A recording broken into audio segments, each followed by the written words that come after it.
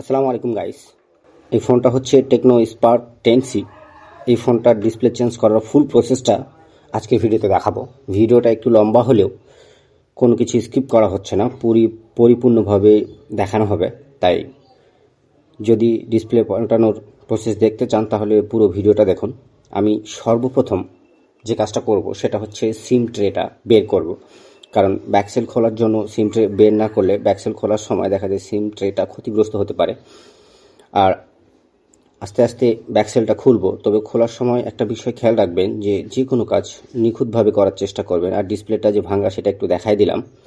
তো আমি অন্য কিছু ব্যবহার না করে আঙ্গুল দিয়ে ব্যাকসেলটা খুলতেছি। ব্যাকসেলটা খোলার সময় খেয়াল রাখবেন যাতে করে ফিঙ্গারটা কোনোভাবেই ছিঁড়ে না যায়। এরপর ব্যাটারি কানেক্টরটা ডিসকানেক্ট করে নেব।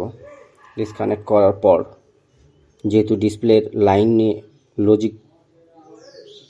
লজিকের লাইন আছে বা চার্জিংয়ের লাইন আছে, যার কারণে পিছনটাও খুলতে হবে। এটাও খুলে নিলাম। খুলে নিয়ে ব্যাটারিটা খুলবো। ব্যাটারিটা খোলার জন্য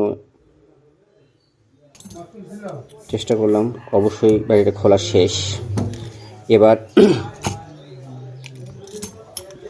জিনিসগুলো সাইড করে নিচ্ছি এবং ডিসপ্লেটা খুলবার জন্য একটা ব্লেড নিচ্ছি। ব্লেড নিয়ে একটু ফাঁক করে তারপর আলতো করে তুলে নিলাম। দেখলেন কি সুন্দরভাবে উঠে গেছে। তো ডিসপ্লে ওঠানোটা বড় কথা নয়, ডিসপ্লে ওঠানোর পর নতুন ডিসপ্লে লাগানোর আগে খুব সুন্দর এবং নিখুঁতভাবে পরিষ্কার করবেন, কোনো রকম যাতে করে আঠা বা ময়লা না থাকে। যদি আঠা থাকে বা ময়লা থাকে তাহলে ডিসপ্লেটা কিন্তু লাগানোর কিছুদিন পর খুলে যায়। তাই পরিষ্কারটা সময় দিয়ে করবেন। এবং কানের স্পিকারের যে নেটটা আছে সেটা উঠে গেছিলো, সেটা সুন্দর করে বসাই নিলাম। এরপর পিছন দিক থেকে আঠা দিচ্ছি, কারণ ডিসপ্লের লাইনের সমস্ত লাইনগুলো পিছন দিকে থাকে, তাই পিছনে আগে দিলে আঠাটা একটু বেশি শুকাবে। আর শুকানোর জন্য অল্প পারলে একটু সময় দিবেন। সময় দিলে হয় কি যে ডিসপ্লেগুলো নষ্ট হওয়ার সম্ভাবনা থাকে না, কারণ আঠার রসগুলো কিন্তু ডিসপ্লের মধ্যে যায়, ডিসপ্লে কিন্তু নষ্ট হয়ে যায় অনেক সময়।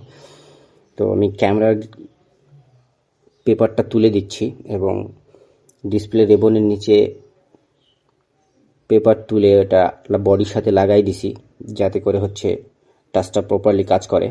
তো এরপর সুন্দর করে ফিটিং করে দেব। তো সুন্দর করে পজিশনটা ঠিক করে নিচ্ছি, কোনো রকম প্রেসার দিচ্ছি না, কারণ আঠাটা বেশিক্ষণ হয়নি দেওয়া, যার কারণে আঠাটা একটু শুকাবে, কারণ নাট টাট লাগাতে একটু সময় লাগবে। তো আমি ডিসপ্লে কানেক্টরটা লাগাই নেব। তো ডিসপ্লে কানেক্টর লাগানোর আগে একটু পরিষ্কার করে দিই, কারণ কানেক্টরটা একটু ময়লা ময়লা মনে হচ্ছে, তাই পরিষ্কার করে দিলাম।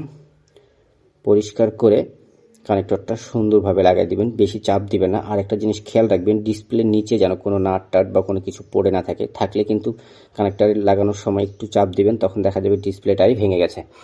তাই এই বিষয়টা কিন্তু সব থেকে বেশি খেয়াল রাখবেন। আমার মনে হয় অনেক টেকনিশিয়ান এই সময় ধরা খাইছে যে নিচে নাট পড়ে আছে আর উপরে ডিসপ্লে কানেক্টরের প্রেশার দিছে, তখন ডিসপ্লে কিন্তু ফেটে গেছে। তো আমি আঠা ব্যবহার করছি না। এবার ডিসপ্লেতে না, ব্যাটারির যেহেতু ব্যাকসাইডে আঠাগুলো আছে, সে আঠাগুলো নষ্ট হয়নি পুরোপুরিভাবে, যার কারণে আর কোনো নতুনভাবে আঠা দিলাম না ব্যাটারিতে। ব্যাটারিটা লেগে থাকবে। তবে যদি আঠাগুলো ভালো না থাকে তাহলে অবশ্যই আঠা দিয়ে দিবেন, বা পারলে ডুয়েল টেপ ব্যবহার করবেন।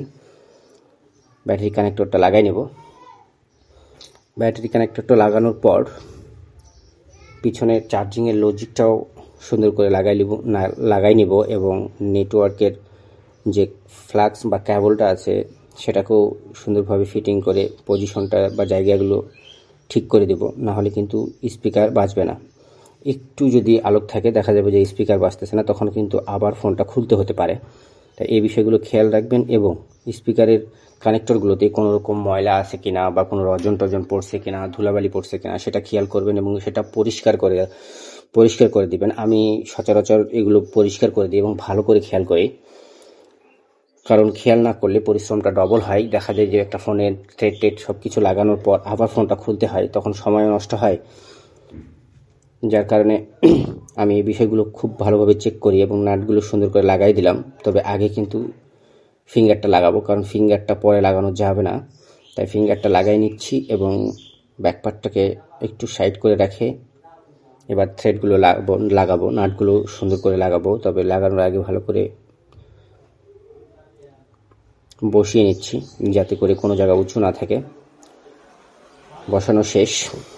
এবার নাটগুলো আমি একটা ম্যাগনেটের মাঝে লাগাই রাখছি, সে নাটগুলো প্রত্যেকটা সুন্দর করে লাগাই দেবো। তবে খেয়াল রাখবেন অন্য নাটের সাথে যেন মিক্সচার না হয়ে যায়, কারণ অন্য নাটের সাথে মিক্সচার হলে অনেক সময় দেখা যায় কি বড় নাট ব্যবহার করলে ডিসপ্লে ভেঙে যাওয়ার একটা সম্ভাবনা থাকে।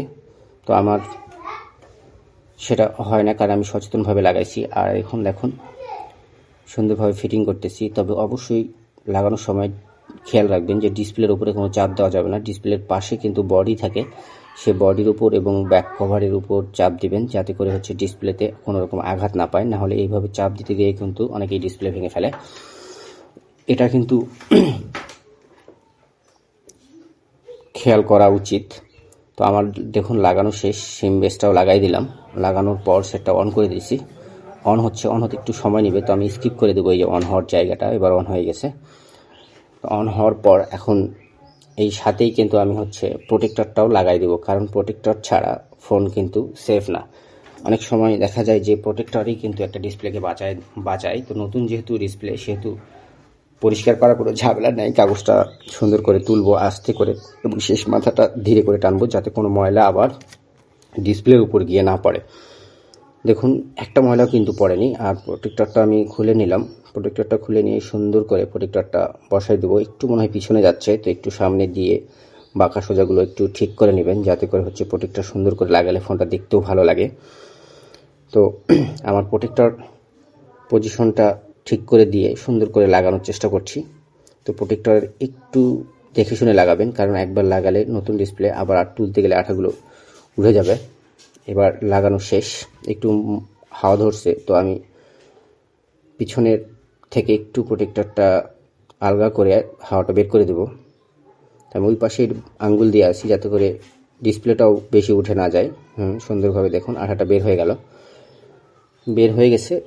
এখন কিন্তু মোটামুটি আমার ফোনের ডিসপ্লের কাজ শেষ। তবে এবার যে বিষয়টা হচ্ছে দেখব, সেটা হচ্ছে ডিসপ্লের সাইডে যে আঠাগুলো আছে একটু থিনার নিয়ে টিস্যু কিংবা যদি ডিসপ্লে পরিষ্কার করার যদি কোনো টিস্যু থাকে সেটাতে একটু হালকা করে থিনার নিয়ে সাইডগুলো সুন্দর করে ঘষে দেবেন, অতিরিক্ত আঠাগুলো পরিষ্কার করে দেবেন যাতে করে ফোনটা লাগানোর পর দেখতে ভালো লাগে। কারণ যদি এটা লাগানো থাকে তবে কাস্টমারকে দিলে কাস্টমার কিন্তু সেটাতে স্যাটিসফাই হয় না, যার কারণে আমি সুন্দর করে পরিষ্কার করে দিই। কারণ পরিষ্কার করে দেওয়ার পর রাবার লাগাবো, তার আগে কিন্তু আমি গার্ডার ব্যবহার করি না। তো দেখতে পাচ্ছেন আমি কিন্তু সুন্দরভাবে পরিষ্কার করতেছি। যেগুলো উঠে নাই সেগুলো আঙ্গুল দিয়ে ঘষা দিয়ে কিন্তু তুলে দিচ্ছি। তো এভাবে হচ্ছে পরিষ্কার করে দিবেন। পরিষ্কার করাটা সবার আগে, কারণ কাজ আপনি ভালো করার পর যদি দেখা যায় আঠা লেগে থাকে তখন কিন্তু মনে হবে যে আপনার কাজটা শৌখিন না, আপনি শৌখিনভাবে কাজ করতে পারেন না। তাই এই বিষয়গুলো খেয়াল রাখবেন। এবং আমি কিন্তু ডিসপ্লে বাঁধার জন্য বেশি রাবার ব্যবহার করি না, শুধু একটা রাবার দিয়ে ডিসপ্লে আটক করে দেবো। দেখবেন কি সুন্দরভাবে এই পাশ দিয়ে নিলাম এবং বাম আঙ্গুল দিয়ে একটা রাবার চেপে ধরে এক পাশ একটা প্যাচ দিয়ে আবার এই পাকে ঘোরা দিয়ে দেখেন ঢুকাই দিলাম। কি সুন্দরভাবে একটা রাবারেই কিন্তু ডিসপ্লেটা বাঁধা হয়ে গেল।